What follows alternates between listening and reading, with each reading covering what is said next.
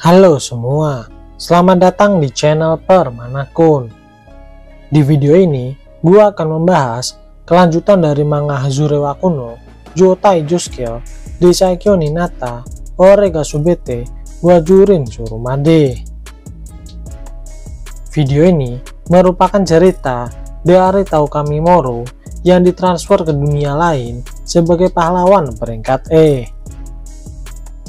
Ia memiliki sebuah misi untuk membalaskan dendamnya kepada Devisis yang telah membuangnya ke dalam dungeon dikarenakan peringkat E yang dimilikinya. Dan video ini adalah pembahasan dari sesudah manganya berdasarkan dari cerita light novelnya. Dan bagi kalian yang ingin mengetahui cerita sebelumnya, kalian bisa cek di bagian deskripsinya. Oke, tanpa basa-basi, mari kita langsung saja ke pembahasan ceritanya. Cerita dimulai ketika rombongan Flyking Squadron pergi ke ibu kota Kekaisaran Mira, yaitu Lufa. Menurut peta yang Ceres ambil dari pasukan Allion, setelah mereka melewati hutan ini, maka akan ada jalan menuju ke Kekaisaran Mira. Setelah melalui perjalanan yang cukup jauh dan hari pun mulai gelap, mereka pun memutuskan untuk bermalam di hutan ini. Setelah makan malam, di sini Tauka dan Munin masih berdiskusi kembali mengenai sihir terlarang yang sedang mereka pelajari. Nama sihir terlarang tersebut adalah Binding Curse Release. Jadi, ketika nama sihir ini diucapkan, maka akan muncul 9 rantai hitam yang akan terbang menuju ke sasaran yang telah ditentukan. Sebenarnya, Tauka sangat ingin untuk melakukan uji coba kembali pada sihir ini sebelum menuju ke Kekaisaran Mira. Jadi, di sini Tauka dan Munin pernah berhasil menguji untuk mengaktifkan sihir terlarang ini. Namun, ada beberapa poin penting yang Tauka dapat dalam uji coba tersebut. Jadi, ketika diuji coba, mantra sihir terlarang tersebut harus diucapkan secara cepat dan juga mereka harus mendekat ke arah target untuk mengaktifkan sihir terlarang tersebut. Sebenarnya, Tauka masih ingin menguji lebih dalam untuk mengatur jarak dari sihir tersebut. Misalnya, dengan memanfaatkan Pigimaru untuk menambah jangkauannya. Namun, hal itu belum bisa ia lakukan dikarenakan waktu kepergiannya ke Kekaisaran Mira kini telah tiba. Tauka berkata, jika nanti kita bertarung dengan Devisis, maka salah satu dari kita harus ada yang menjaga Dewi agar tetap dalam jangkauan. Sedangkan yang lainnya akan bertugas untuk melindungi Munin. Namun, itu pun semua harus bergantung pada kepintaran Dewi itu sendiri. Menurut informasi dari Erika dan juga Putri Cattleya, Ceres mengungkapkan bahwa Devisis adalah orang yang selalu memiliki strategi dalam pergerakannya. Namun, ada satu kekurangan yang selalu ia tunjukkan, yaitu ia selalu menganggap bahwa manusia adalah makhluk yang inferior.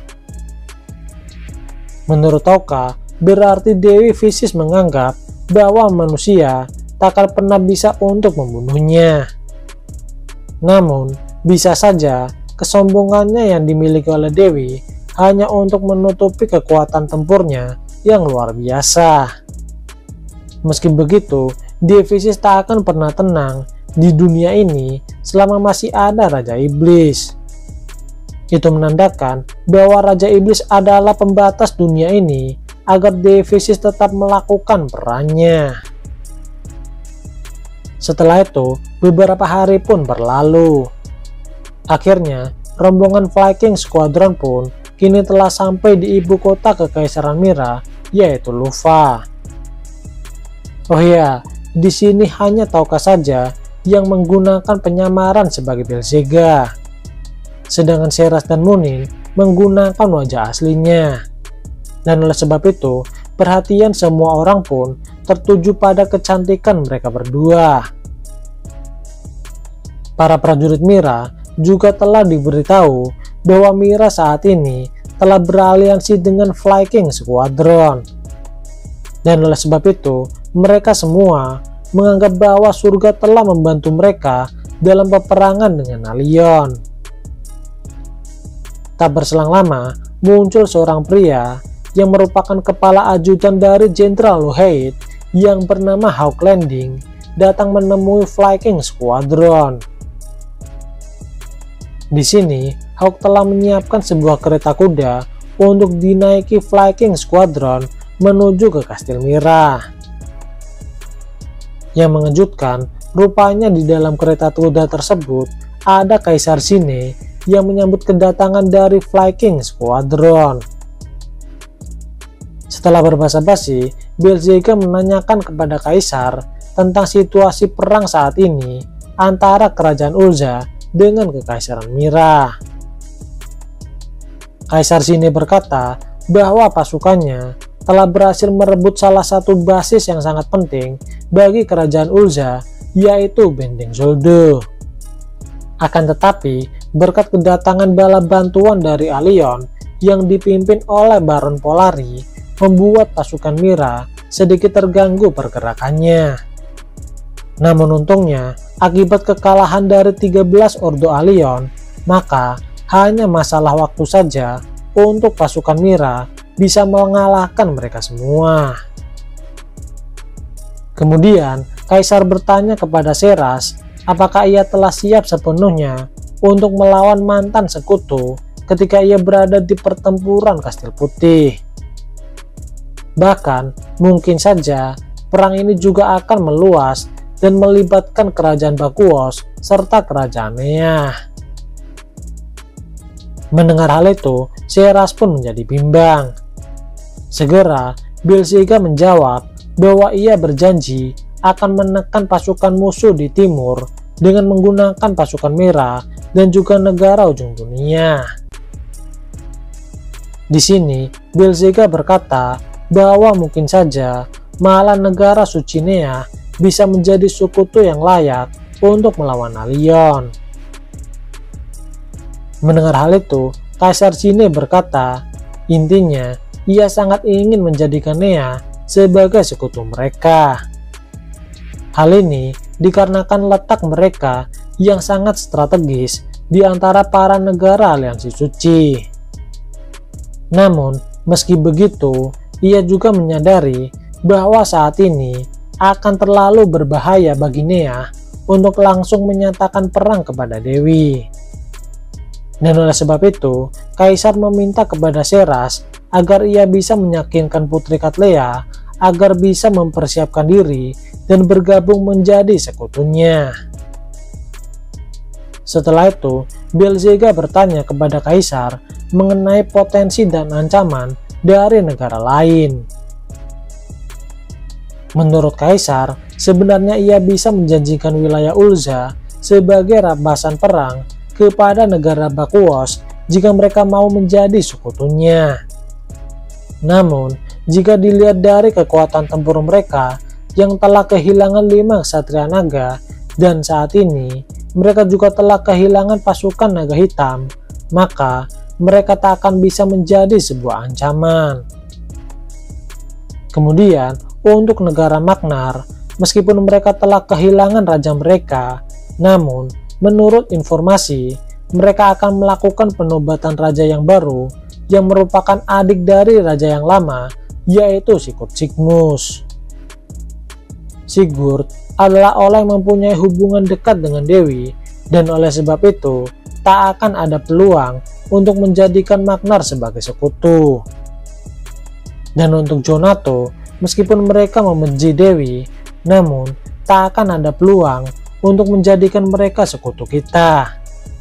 Namun untungnya, setelah penyerangan pasukan Raja Iblis, negara Jonato pun mendapatkan kerusakan yang cukup besar, sehingga mereka tak akan menjadi sebuah ancaman.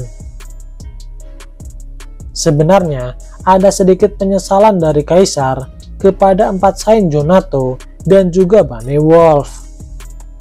Kaisar sangat menginginkan mereka semua untuk berada di sisinya untuk melawan Dewi. Kemudian, sedangkan untuk di sisi Allion, mengesampingkan para pahlawan dunia lain, maka mereka masih mempunyai tentara bayaran Dark Wolf, Saber Tiger, dan juga murid Devisis, yaitu Nyantan Kikipat. Setelah mendengar hal itu, Belzega mencoba bertanya kepada Kaisar Sine, apakah Kekaisaran Mira memiliki pasukan yang bisa menangani mereka semua. Kaisar menjawab bahwa ia cukup percaya diri dengan pasukan Band of the Sun-nya, terutama prajurit yang berada di bawah perintahnya langsung adalah prajurit yang sangat terlatih. Meskipun pasukan musuh mempunyai kekuatan untuk melawan, namun pemimpin mereka saat ini adalah orang yang bodoh. Dan jika kita memiliki Seras, maka pertempuran ini akan menjadi semakin mudah. Di sini, Belzega berkata bahwa ia yang akan menentukan kelompok mereka sendiri untuk mengumumkan kepada musuh bahwa mereka telah beraliansi dengan Mira. Hal ini berkaitan dengan dampak yang akan mengenai Nea jika Seras ketahuan berada di sisi Mira. Mendengar hal itu, Kaisar Sine pun memakluminya. Kemudian, Kaisar berkata bahwa dengan mengesampingkan para pahlawan yang kemungkinan akan disibukkan oleh Raja Iblis, maka pasukan dari Kekaisaran Mira akan bisa mengalahkan pasukan dari Aliansi Suci, meskipun Nea juga terlibat di dalamnya. Dengan menghilangnya 5 ksatria naga, 4 Saint Jonato, Bane Wolf, Imam Suci Jonato, 3 Sumpah Raja Iblis, Kavaleri Suci Jonato, Parti Heroic Sword, dan 13 Ordo Allion termasuk Jondo, maka ada peluang besar untuk mengalahkan negara Allion.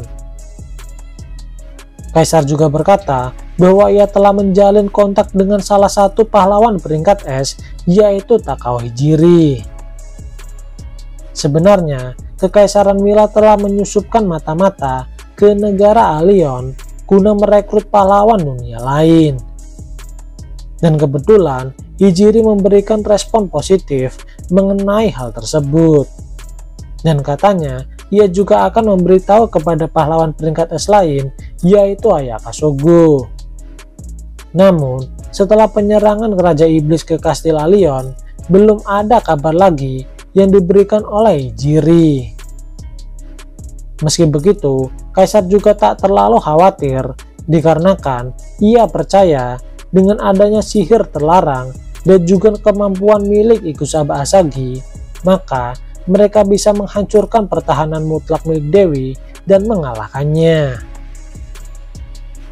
Di sini, sebenarnya Toka sangat penasaran dengan kemampuan yang dimiliki oleh Asagi ini.